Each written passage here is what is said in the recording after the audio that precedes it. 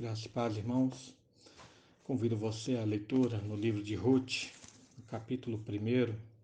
Faremos a leitura apenas no versículo 20, versículo 21, que nos dizem assim: Porém ela lhes dizia: Não me chameis Noemi, chamai-me Mara, porque grande amarguras me tem dado o Todo-Poderoso.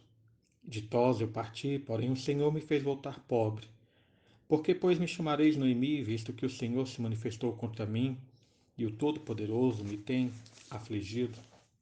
Vamos à história de Ruth e Noemi, começam aí no início do capítulo 1, quando nos falam a necessidade de Noemi, seu marido e seus filhos se mudarem para a terra de Moabe, porque estava em seca a terra de Belém e havia falta de comida.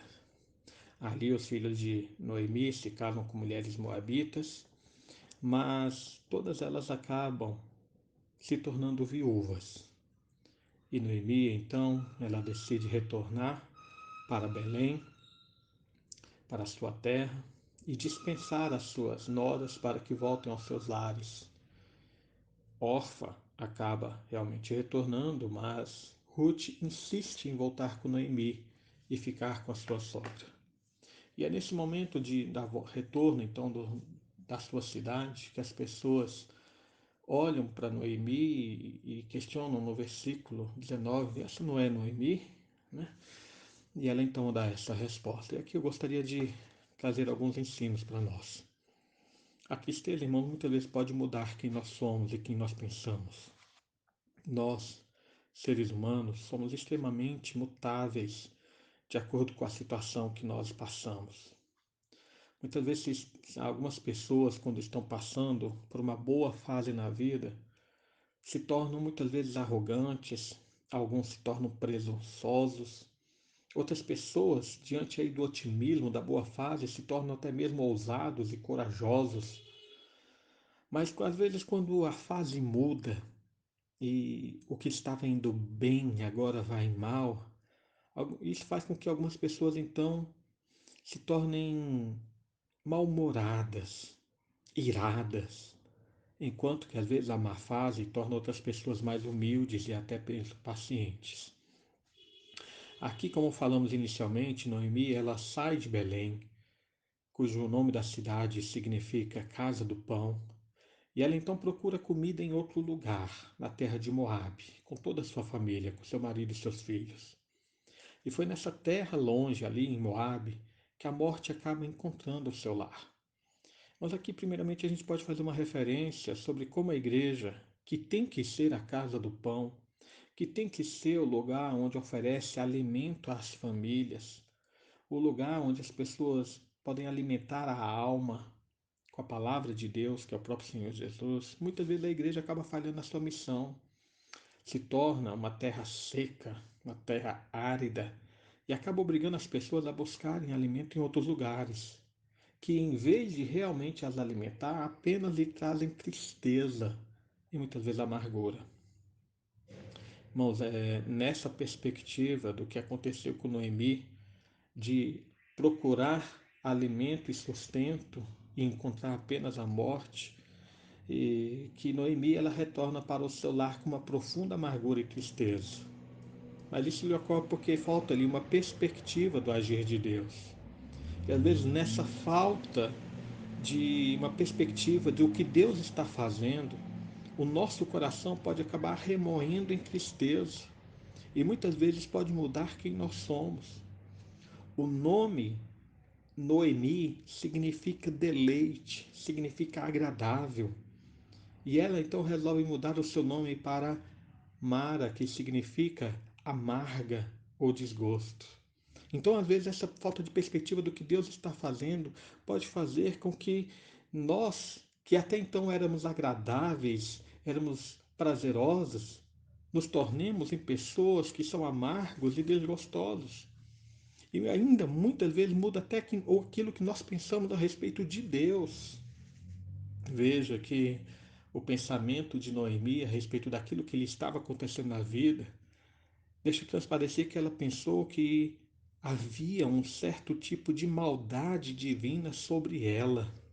Ela fala no final do versículo 20: grande amargura me tem dado o Todo-Poderoso. E no final do versículo 21, o Senhor se manifestou contra mim e o Todo-Poderoso me tem afligido.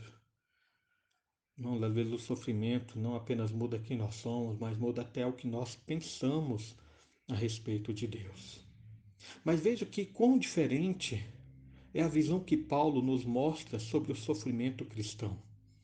Quando a gente abre a nossa Bíblia em 2 Coríntios, capítulo 12, versículo 7 ao versículo 10, quando nos é narrado aquele episódio do espinho na carne, de algo que trazia sofrimento a Paulo, e Paulo então ora e roga a Deus 3 vezes que retirasse aquele espinho, e Deus lhe fala que não haveria de tirar o espinho, é porque mostra ali que é uma perspectiva no propósito de Deus quanto ao sofrimento.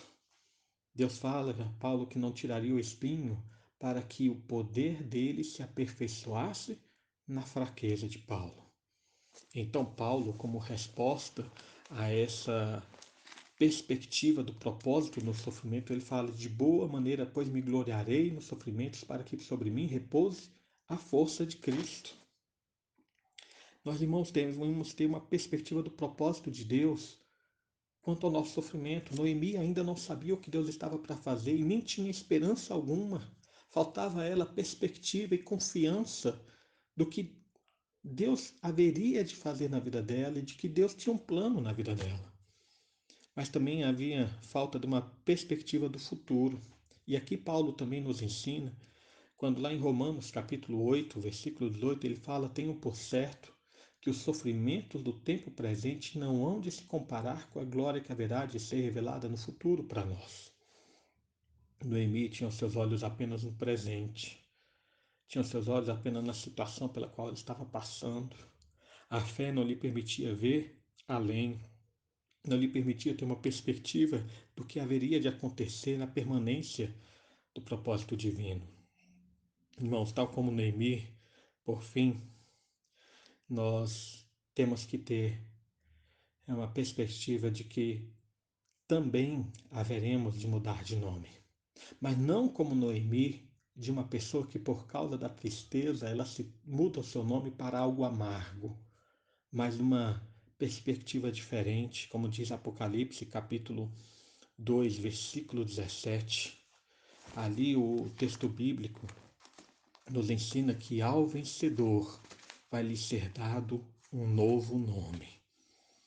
Veja que essa mudança de nome de Noemi é causada pela tristeza e pela falta de perspectiva do propósito e do futuro de Deus.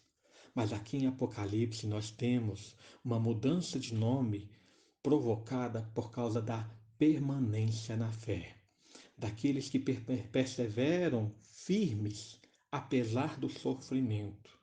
E nós teremos um novo nome dado por Deus.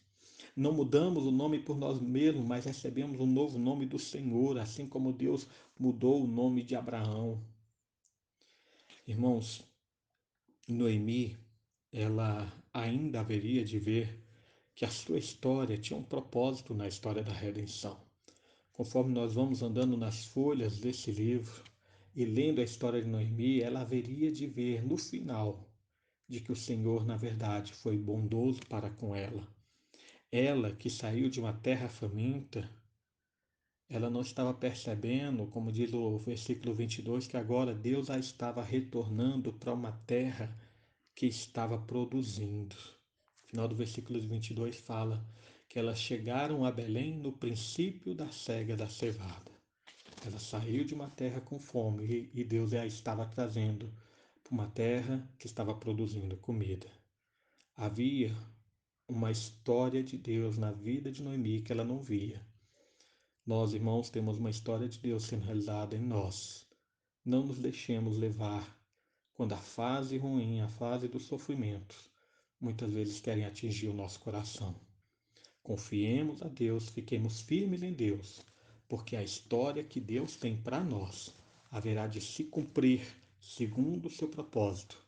E como ele mesmo diz, nós temos por certo de que o sofrimento aqui não se compara com a glória do futuro, daquilo que ele tem preparado para nós.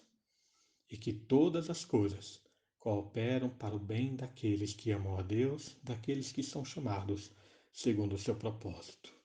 Amém. Oremos. Pai amado, mais uma vez nos colocamos diante de Ti. Agradecemos por Tua obra em nossa vida.